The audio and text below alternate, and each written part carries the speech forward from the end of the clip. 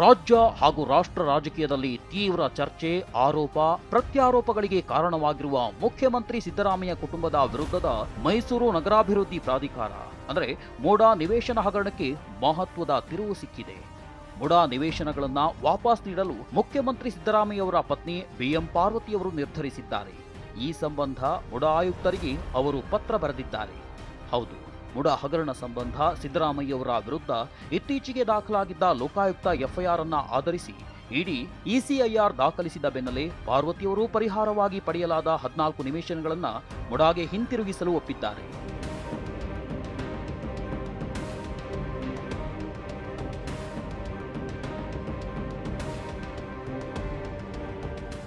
ಹಾಗಾದ್ರೆ ಈ ಪತ್ರದಲ್ಲೇನಿದೆ?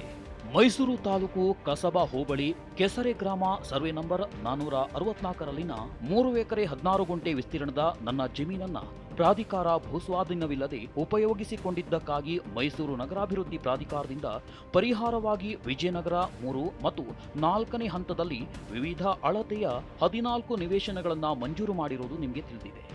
ಮುಂದುವರಿದಿದ್ದು, ಮೈಸೂರು ನಗರಾಭಿವೃದ್ಧಿ ಪ್ರಾಧಿಕಾರದಿಂದ ನನ್ನ ಪರವಾಗಿ ಕಾರ್ಯಗತಗೊಳಿಸಿದ 14 ನಿವೇಶನಗಳ ಕ್ರಯ ಪತ್ರಗಳನ್ನು ರದ್ದುಗೊಳಿಸುವ ಮೂಲಕ ನಾನು ಪರಿಹಾರದ ನಿವೇಶನಗಳನ್ನು ಒಪ್ಪಲು ಮತ್ತು ಹಿಂತಿರುಗಿಸಲು ಬಯಸುತ್ತೇನೆ. ನಿವೇಶನಗಳ ಸ್ವಾಧೀನವನ್ನು ಸಹ ಮುಡಾಗೆ ಮರಳಿ ಹಸ್ತಾಂತರಿಸುತ್ತಿದ್ದೇನೆ.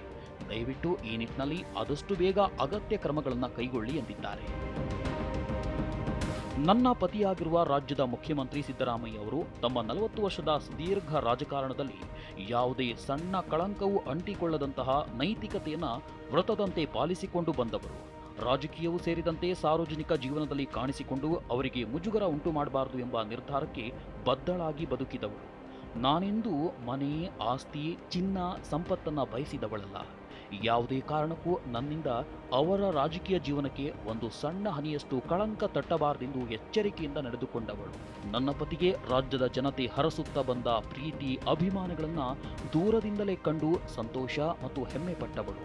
ಹೀಗಿದ್ರೂ ಮೈಸೂರಿನ ಮುಡಾ ನಿವೇಶನಕ್ಕೆ ಸಂಬಂಧಿಸಿದಂತೆ ಕೇಳಿಬಂದ ಆರೋಪಗಳಿಂದ ನಾನು ಘಾಸಿಗೊಂಡಿದ್ದೇನೆ ಎಂದು ಪತ್ರದಲ್ಲಿ ತಿಳಿಸಿದ್ದಾರೆ. ನನ್ನ ಸ್ವಂತ ಸಹೋದರ ಅರಶಿನ ಕುಂಕುಮದ ಭಾಗವಾಗಿ ಕೊಟ್ಟ ಜಮೀನಿನ ಬಾಬ್ತು ಪಡೆದ ನಿವೇಶನಗಳು ಇಷ್ಟೊಂದು ರಾಧಾಂತವಾಗ್ತದೆ. ಇದರಿಂದ ನನ್ನ ಪತಿಯವರಿಗೆ ಅನ್ಯಾಯವಾಗಿ ಆರೋಪಗಳನ್ನು ಎದುರಿಸುವಂತಾಗಬಹುದು ಎನ್ನುವುದು ನಾನು ಊಹಿಸಿದವಳು ಅಲ್ಲ. ನನಗೆ ಈ ನಿವೇಶನ, ಮನೆ, ಆಸ್ತಿ, ಸಂಪತ್ತು ಯಾವುದು ಕೂಡ ನನ್ನ ಪತಿಯ ಗೌರವ, ಘನತೆ, ಮರ್ಯಾದೆ ಮತ್ತು ಅವರ ನೆಮ್ಮದಿಗಿಂತ ದೊಡ್ಡದಲ್ಲ. ಇಷ್ಟು ವರ್ಷಗಳ ಕಾಲ ಅಧಿಕಾರದಲ್ಲಿದ್ದ ಅವರಿಂದ ಏನನ್ನೂ ನನಗಾಗಲಿ ನನ್ನ ಕುಟುಂಬಕ್ಕಾಗಲಿ ಬಯಸದೇ ಇದ್ದ ನನಗೆ ಈ ನಿವೇಶನಗಳು ತೃಣಕ್ಕೆ ಸಮ ಎಂದಿದ್ದಾರೆ. ಈ ಹಿನ್ನೆಲೆಯಲ್ಲಿ ವಿವಾದಕ್ಕೆ ಕಾರಣವಾಗಿರುವ ಮುಡಾ 14 ನಿವೇಶನಗಳನ್ನು ವಾಪಸ್ ನೀಡಲು ನಿರ್ಧರಿಸಿದ್ದೇನೆ. ಈ ಬಗ್ಗೆ ನನ್ನ ಪತಿಯವರ ಅಭಿಪ್ರಾಯ ಏನಿದೆ ಎನ್ನುವುದು ನನಗೆ ತಿಳಿದಿಲ್ಲ. ನನ್ನ ಮಗನ ಬಳಿಯಾಗಲಿ ನನ್ನ ಕುಟುಂಬದ ಇತರ ಸದಸ್ಯರ ಬಳಿಯಾಗಲಿ ಇದರ ಬಗ್ಗೆ ನಾನು ಚರ್ಚಿಸಿಲ್ಲ. ಇದು ನಾನು ನನ್ನ ಆತ್ಮಸಾಕ್ಷಿಯ ಕರೆಗೆ ಓಗೊಟ್ಟು ಪ್ರಜ್ಞಾಪೂರ್ವಕವಾಗಿ ಕೈಗೊಂಡಿರುವ ತೀರ್ಮಾನ ಎಂದು ತಿಳಿಸಿದ್ದಾರೆ. ಆರೋಪ ಕೇಳಿಬಂದ ದಿನವೇ ನಾನು ಈ ನಿರ್ಧಾರ ಮಾಡಿದ್ದೆ. ಆದರೆ ಮುಡಾ ನಿವೇಶನ ಹಂಚಿಕೆಯ ಆರೋಪವನ್ನು ರಾಜಕೀಯ ದುರುದ್ದೇಶದಿಂದ ಮಾಡಲಾಗಿದ್ದು, ಈ ಅನ್ಯಾಯದ ವಿರುದ್ಧ ಹೋರಾಡಬೇಕು, ಅವರ ಸಂಚಿಗೆ ನಾವು ಬಲಿಯಾಗಬಾರದು ಎಂದು ಕೆಲವು ಹಿತೈಷಿಗಳು ಹೇಳಿದ ಕಾರಣಕ್ಕೆ ನಿವೇಶನ ವಾಪಸ್ ಮಾಡಬೇಕೆಂಬ ನಿರ್ಧಾರ ಕೈಬಿಟ್ಟಿದ್ದೆ. ನನ್ನ ಈ ನಿರ್ಧಾರ ಅಚಲವಾಗಿದ್ದು, ಈ ನಿವೇಶನಗಳನ್ನು ವಾಪಸ್ ನೀಡೋದರ ಜೊತೆಗೆ ಮುಡಾಕ್ಕೆ ಸಂಬಂಧಿಸಿದ ಎಲ್ಲ ಆರೋಪಗಳ ಬಗ್ಗೆ ಸಮಗ್ರ ತನಿಖೆ ಮಾಡಬೇಕೆಂದು ಆಗ್ರಹಿಸುತ್ತೇನೆ. ಕೊನೆಯದಾಗಿ ಎಲ್ಲ ರಾಜಕೀಯ ಪಕ್ಷದ ನಾಯಕರು, ಮಾಧ್ಯಮ ಕ್ಷೇತ್ರದ ಬಂಧುಗಳಲ್ಲಿ ನನ್ನ ವಿನಮ್ರ ವಿನಂತಿ: ದಯವಿಟ್ಟು ರಾಜಕೀಯ ಕ್ಷೇತ್ರದಿಂದ ದೂರವಿದ್ದು ತಮ್ಮ ಪಾಡಿಗೆ ತಾವಿರುವ ರಾಜಕೀಯ ಕುಟುಂಬದ ಹೆಣ್ಣು ಮಗಳನ್ನು ರಾಜಕೀಯ ದ್ವೇಷ ಸಾಧನೆಗಾಗಿ ವಿವಾದದ ಕಣಕ್ಕೆ ಎಳೆದು ತಂದು ಅವರ ಘನತೆ, ಗೌರವಗಳಿಗೆ ಹಾನಿ ಮಾಡಬೇಡಿ ಎಂದು ಮನವಿ ಮಾಡಿದ್ದಾರೆ.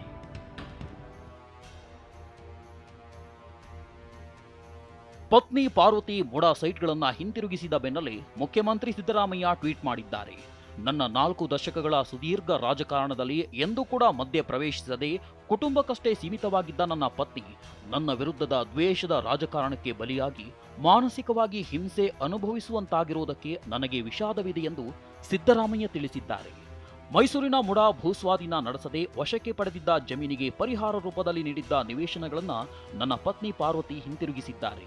ನನ್ನ ವಿರುದ್ಧ ರಾಜಕೀಯ ದ್ವೇಷ ಸಾಧನೆಗಾಗಿ ವಿರೋಧ ಪಕ್ಷಗಳು ಸುಳ್ಳು ದೂರನ್ನ ಸೃಷ್ಟಿಸಿ ನನ್ನ ಕುಟುಂಬವನ್ನ ವಿವಾದಕ್ಕೆ ಎಳೆದು ತಂದಿರೋದು ರಾಜ್ಯದ ಜನತೆಗೂ ತಿಳಿದಿದೆ. ಈ ಅನ್ಯಾಯಕ್ಕೆ ತಲೆಬಾಗದೆ ಹೋರಾಟ ಮಾಡಬೇಕೆಂಬುದು ನನ್ನ ನಿಲುವಾಗಿತ್ತು. ಆದರೆ ನನ್ನ ವಿರುದ್ಧ ನಡೆಯುತ್ತಿರುವ ರಾಜಕೀಯ ಷಡ್ಯಂತ್ರದಿಂದ ನೊಂದಿರುವ ನನ್ನ ಪತ್ನಿ ಈ ನಿವೇಶನಗಳನ್ನು ಹಿಂತಿರುಗಿಸುವ ನಿರ್ಧಾರ ಕೈಗೊಂಡು ನನಗೂ ಆಶ್ಚರ್ಯ ಉಂಟು ಮಾಡಿದ್ದಾರೆ.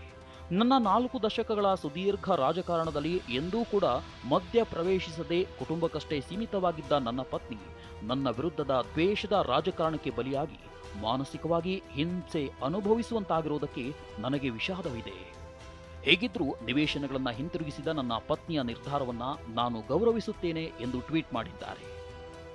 ಇದರ ಬೆನ್ನಲ್ಲೇ ಸೈಟ್ ಹಿಂತಿರುಗಿಸುವ ಮೂಲಕ ಸಿದ್ದರಾಮಯ್ಯ ತಪ್ಪು ಒಪ್ಪಿಕೊಂಡಿದ್ದು ಕೂಡಲೇ ತಮ್ಮ ಸ್ಥಾನವನ್ನ ಬಿಟ್ಟುಕೊಡಬೇಕೆಂದು ಬಿಜೆಪಿ ರಾಜ್ಯಾಧ್ಯಕ್ಷ ಬಿವೈ ವಿಜಯೇಂದ್ರ ಹಾಗೂ ಬಿಜೆಪಿ ರಾಜ್ಯಾಧ್ಯಕ್ಷ ಆರ್ ಅಶೋಕ್ ಆಗ್ರಹಿಸಿದ್ದಾರೆ. ಮುಡಾ ಹಗರಣದಲ್ಲಿ ಕಾನೂನಿನ ಕುಣಿಕೆ ಬಿಗಿಯಾಗ್ತಿದ್ದಂತೆ ಸಿಎಂ ಸಿದ್ದರಾಮಯ್ಯ ಅವರು ತಮ್ಮ ಪತ್ನಿ ಹೆಸರಿನಲ್ಲಿ ಪಡೆದಿದ್ದ 14 ಸೈಟ್ಗಳನ್ನು ಹಿಂತಿರುಗಿಸುವ ನಿರ್ಧಾರ ಮಾಡಿದ್ದು, ನಾನು ತಪ್ಪೇ ಮಾಡಿಲ್ಲ ಎನ್ನುತ್ತಿದ್ದವರು ಈಗ ತಮ್ಮ ತಪ್ಪನ್ನ ಒಪ್ಪಿಕೊಂಡು ಸತ್ಯಕ್ಕೆ ಶರಣಾಗಿರೋದು ನಮ್ಮ ಹೋರಾಟದ ಹಾದಿಯಲ್ಲಿ ಸಿಕ್ಕಿರುವ ಮತ್ತೊಂದು ಜಯ ಎಂದು ಅಶೋಕ್ ಹೇಳಿದ್ದಾರೆ. ತಮ್ಮ ಪತ್ನಿ ಹೆಸರಿನಲ್ಲಿ ಪಡೆದಿದ್ದ 14 ಸೈಟ್ಗಳನ್ನು ಹಿಂತಿರುಗಿಸುವ ನಿರ್ಧಾರ ಮಾಡಿದ್ದು ನಾನು ತಪ್ಪೇ ಮಾಡಿಲ್ಲ ಎನ್ನುತ್ತಿದ್ದವರು ಈಗ ತಮ್ಮ ತಪ್ಪನ್ನ ಒಪ್ಪಿಕೊಂಡು ಸತ್ಯಕ್ಕೆ ಶರಣಾಗಿರೋದು ನಮ್ಮ ಹೋರಾಟದ ಹಾದಿಯಲ್ಲಿ ಸಿಕ್ಕಿರುವ ಮತ್ತೊಂದು ಜಯ. ಆದರೆ ಕದ್ದ ಮಾಲನ್ನ ಹಿಂತಿರುಗಿಸಿದ ಕೂಡಲೇ ಕಳ್ಳ ನಿರಪರಾಧಿ ಆಗ್ಬಿಡ್ತಾನೆಯೇ? ಕದ್ದ ಮಾಲನ್ನ ವಾಪಸ್ ಕೊಟ್ಟ ತಕ್ಷಣ ಕಳ್ಳತನ ಮಾಫಿ ಆಗ್ಬಿಡುತ್ತದೆಯೇ? ಕೆಟ್ಟ ಮೇಲೆ ಬುದ್ಧಿ ಬಂತು ಎಂಬಂತೆ ಈಗಲಾದರೂ ಸಿದ್ದರಾಮಯ್ಯನವರಿಗೆ ತಮ್ಮ ತಪ್ಪಿನ ಅರಿವಾಯ್ತಲ್ಲ ಎನ್ನುವುದು ಸಮಾಧಾನಕರ ವಿಷಯ. ಆದರೆ ಅಡಿಕೆ ಹೋದ ಮಾನ ಆನೆ ಕೊಟ್ಟರೂ ಬರೋದಿಲ್ಲ.